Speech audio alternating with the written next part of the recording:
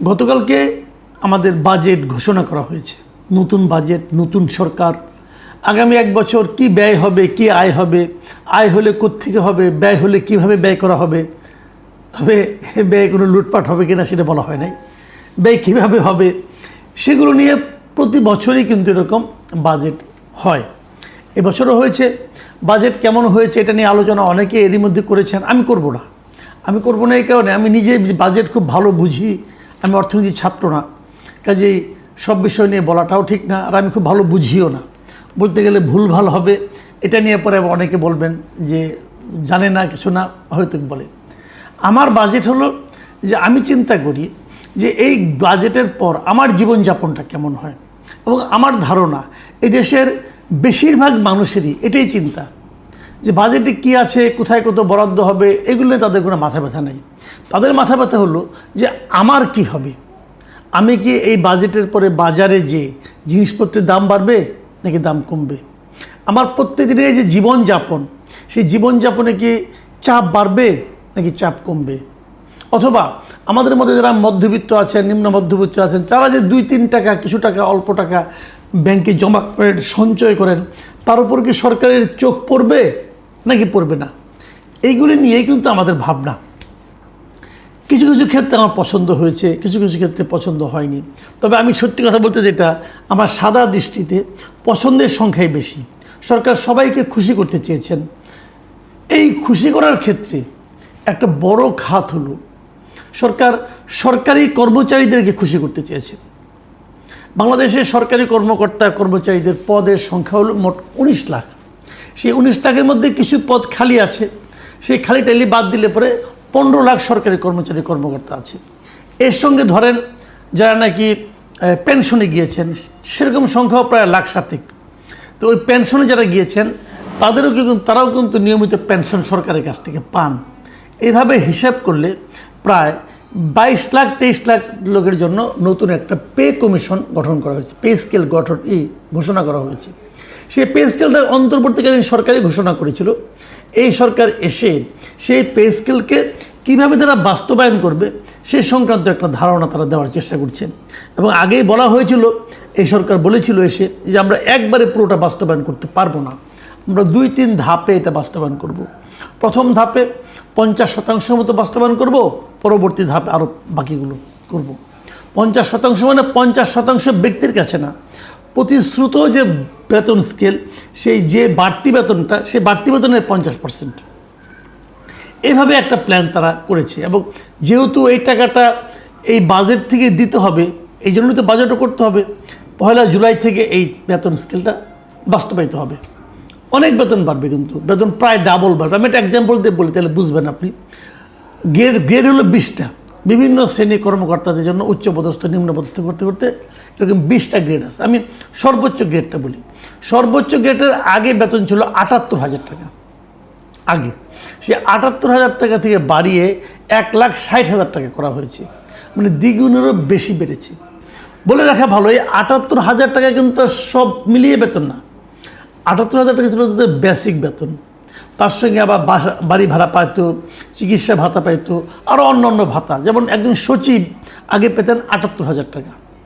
78,000 টাকা পাওয়ার সঙ্গে সঙ্গে উনি যে বাসাটা পেতেন, ওই বাসার ভাড়া ধরেন আরও 80-90,000 টাকার মতো হবে। যে এরকম হয়, এরকম সব সরকারি কর্মকর্তার ক্ষেত্রে এটাই নিয়ম। তো সেই 78,000 টাকা বেড়ে এখন 1,60,000 টাকা হয়েছে, মানে দ্বিগুণ চেয়ে বেশি হয়েছে, দ্বিগুণের চেয়ে 4,000 টাকা বেশি হয়েছে কিন্তু। আর সর্বনিম্ন যে গ্রেড, একদম নিচের যে গ্রেডটা, সেই গ্রেড হলো গ্রেড 20, মানে 1, 2, 3, 4 করতে করতে 20টা গ্রেড আছে। সর্বনিম্ন গ্রেডের বেতন ছিল সবচেয়ে কম। এই 20তম গ্রেডে আগে বেতন ছিল 8,250 টাকা, সেটা বেড়ে এখন হয়েছে 20,000 টাকা। মাথায় রাখবেন, সেটা বেড়ে এখন হয়েছে 20,000 টাকা। তার মানে অনেক টাকা কিন্তু বেড়ে গেছে।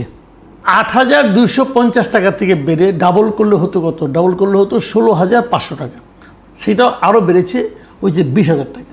তার মানে সব দিক দিয়ে কিন্তু ডাবল করে বেড়ে গেছে। এটা জিনিসপত্রের দাম বেড়েছে, এটা প্রায় 11 বছর পরে কিন্তু বেতন স্কেলটা চেঞ্জ হলো। এই 11 বছরে কিন্তু দ্বিগুণ হয়ে গেছে, অনেক কিছুরই দাম এরকমভাবে বেড়েছে। কাজে এইভাবে হিসাব করলে এই বেতন স্কেল বা একটা মোটামুটি কিন্তু অন্যায় কিছু না। এবং আমার বিবেচনায় যে এই যে প্রায় 22 লক্ষ লোকের বেতন বাড়লো, আপনি যদি প্রতিটা পরিবারের সঙ্গে 5 জন করে লোক ধরেন, তাহলে এই বেতন বাড়তি বেতন থেকে সুবিধা পাবে মিনিমাম 1 কোটি লোক, 1 থেকে 1.5 কোটি লোক। তো এটাও কিন্তু এই দেশের একটা জনসংখ্যার বড় অংশ তারা একটা সুবিধা পাবে, এটা তো মন্দ কিছু না। আমি এটাতে আমি মনে করি এটা প্রতি 2-3 বছর পর পরই বেতন স্কেলটা রিভিউ করা উচিত, ঠিকঠাক করা উচিত। এখন এর সঙ্গে আমার প্রশ্ন হলো দুটো, যে দুটো প্রশ্ন আমি বারবারই করেছি, এর আগেও করেছি, এবারও করতে চাই। প্রথম প্রশ্ন হলো যে এই যে 15 লাখ লোক সরকারি কর্মকর্তা কর্মচারী আছেন, তার সঙ্গে আরও 7,000 পেনশনভোগী আছেন, ধরলাম অ্যাভারেজে 20 লাখ। এই যে 20 লাখ লোকের বেতন আপনি বাড়ালেন, মানে এদের ইনকামটা আপনি ডাবল করে দিলেন, এবং এটা বাস্তবায়িত হওয়ার সঙ্গে সঙ্গে এর কিছুটা প্রভাব কিন্তু বাজারে পড়বে। এটা সবসময় পড়ে, যখনই বেতন স্কেল বৃদ্ধি হয় তখনই তার প্রভাব বাজারে পড়ে, জিনিসপত্রের দাম একটু হলেও বাড়বে। এই যে বাড়বে, এটা না হয় এই বাড়তি বেতন দিয়ে এই সরকারি কর্মকর্তা কর্মচারীরা কিনতে পারবে, কিন্তু যারা বেসরকারি কর্মকর্তা কর্মচারী আছেন তাদেরও কি এই একই আনুপাতিক হারে বেতন বাড়বে? বাড়বে না, কোনো সন্দেহ নাই, বাড়বে না। অনেকে হয়তো বলবেন তারা তো আগে থেকেই বেশি বেতন পেতেন। আগে থেকে যদি বেশি বেতন পেতেন তাহলে সরকারি কোনো কর্মকর্তা কর্মচারী কি তার চাকরিটা ছেড়ে বেসরকারি চাকরিতে জয়েন করবেন বেশি বেতনের? ওটাও করবেন না। এর কারণটা হলো সুযোগ সুবিধা, সরকারি নিয়মকানুন এগুলি মিলে আমাদের দেশে এখনও সরকারি চাকরিটাই কিন্তু সোনার হরিণের মতো, এটা পাওয়ার জন্য সবাই উদ্গ্রীব হয়ে থাকে। আমি দেখেছি 80-90 হাজার টাকা দামের বেসরকারি চাকরি এটা ছেড়ে অনেকে সরকারি চাকরিতে জয়েন করেন, যার বেতন সাকুল্যে মিলে হয় 30-40 হাজার টাকা হয়। কেন হয়? এখানে নানা ধরনের উৎকোচ আছে, সুবিধা আছে, ঘুষ আছে, পরবর্তীতে পেনশনের নিশ্চয়তা আছে, এগুলো অনেক কিছু মিলিয়ে হয়। যাই হোক, সে আলোচনায় পরে আসি, ওটা আসবো একটু পরে। আমার এখনকার যে বেসিক প্রশ্নটা, যে এই যে বিপুল সংখ্যক বেসরকারি কর্মকর্তা কর্মচারী আছেন তাদের উপর কিন্তু এই বেতন স্কেলের নেতিবাচক প্রভাবটা পড়বে। তাদের বেতন বাড়ানোর জন্য সরকার কি কোনো ভূমিকা নিয়েছে? সরকার তো তার খাত থেকে বেতন দিতে পারবে না, কাজে সে আবদার আমি করছি না। আমার বক্তব্যটা হলো তাদের বেতন বৃদ্ধির জন্য সরকার কি বেসরকারি যে প্রতিষ্ঠানগুলো আছে, যে কোম্পানিগুলো আছে, যে বাণিজ্যিক প্রতিষ্ঠানগুলো আছে, অথবা যে কর্পোরেট সার্ভিসগুলো আছে, তাদের সঙ্গে তারা বসেছিলেন, বসে বলার চেষ্টা করেছেন যে তাদের জীবনযাপন যেন সুস্থ হয়, স্বাভাবিক থাকতে পারে, তারা যেন বাড়তি প্রেশারের মধ্যে না পড়ে যায়, এমন কোনো ব্যবস্থা ওই প্রতিষ্ঠানগুলো করবে কিনা? এই আলোচনাটা কিন্তু জরুরি ছিল, তাদের উচিত ছিল। বেসরকারি প্রতিষ্ঠানে পেনশন নেই, আমি শুনেছিলাম হাসিনা সরকারের আমলে একবার পেনশনের আলোচনা চলছিল, সেই ধরনের কোনো পেনশনের আলোচনাও কি চলবে?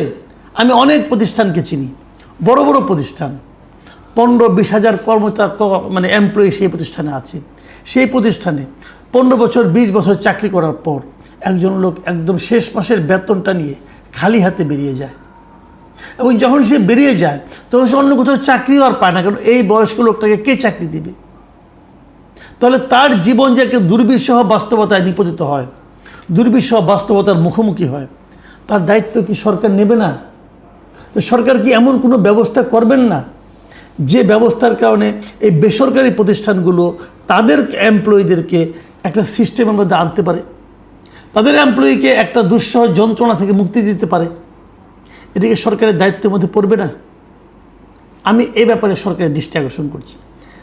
যে কথাটা বলে শেষ করব, যার একটু ইঙ্গিত আগে দিয়েছিলাম, সেটা হলো সরকারি কর্মকর্তা কর্মচারীদের জন্য একটা বড় অভিযোগ হলো এরা ঘুষ খায়, একদম স্ট্রেট ঘুষ খায় তারা।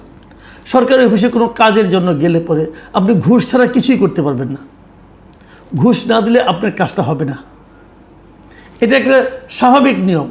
হ্যাঁ, 2-1 ব্যতিক্রম আছে, 2-1টা ব্যতিক্রম তো থাকবেই, কিন্তু সাধারণত তারা ঘুষ খায়, ঘুষ খাওয়ার সংখ্যাটা বেশি।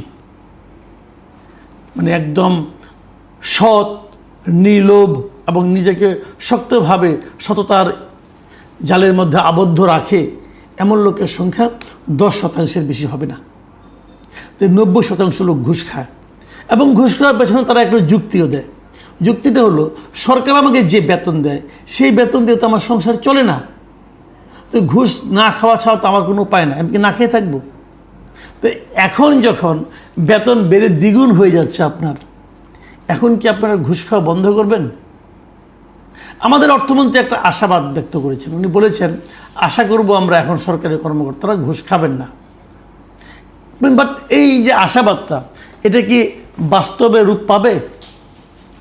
আমরা মনে করতে পারবো এর আগের বার যখন এরকম একটা পে কমিশন হয়েছিল, পে কমিশন পে স্কেল ঘোষণা করেছিল, সেবারও কিন্তু বেতন প্রায় না দ্বিগুণই হয়েছিল, সেবারও বেতন দ্বিগুণ হয়েছিল। তখনও সেই সময়ের প্রধানমন্ত্রী তিনিও আশা করেছিলেন যে আশা করা যায় ঘুষ এবার কমবে। ঘুষ বন্ধ তো দূরের কথা, ঘুষের রেট আরও বেড়ে গিয়েছিল। এটা আমরা সবাই আমাদের নিজ নিজ জীবন দিয়ে জানি, ঘুষের রেট আরও বেড়ে গিয়েছিল।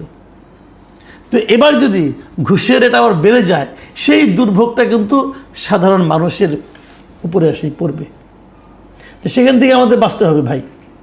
এটা না পারলে কোনো লাভ নাই। বেতন বাড়াবেন, জনগণের টাকাও যাচ্ছে, জনগণের দুর্ভোগও বাড়ছে। আমি মনে করি যে সরকারের উচিত হবে এই বেতন স্কেলটা ঘোষণার সঙ্গে সঙ্গে দুর্নীতির বিরুদ্ধে জেহাদ ঘোষণা করা, যে ঘুষ একদম বন্ধ হতে হবে, দুর্নীতি একদম বন্ধ হতে হবে।